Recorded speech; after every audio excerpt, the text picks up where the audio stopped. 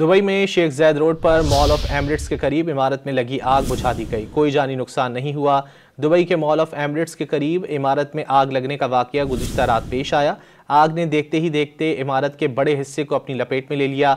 इत्तला मिलते ही fire brigade और ambulance फौरी तौर पर जाए हादसा पर पहुंच गईं।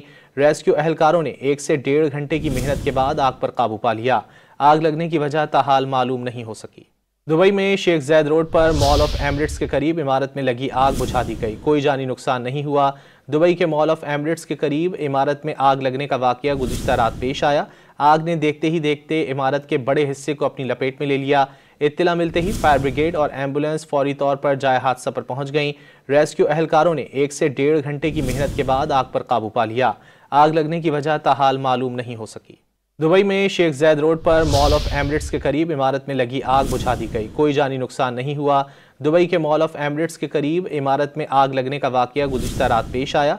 आग ने देखते ही देखते इमारत के बड़े हिस्से को अपनी लपेट में ले लिया। इत्तला मिलते ही फायर ब्रिगेड और एम्बुलेंस फौरी तौर पर जाए हादसा पर पहुंच गईं। रेस्क्यू एहलकारों ने 1 से 1.5 घंटे की मेहनत के बाद आग पर काबू पा लिया। आग लगने की वजह ताहाल मालूम नहीं हो सकी।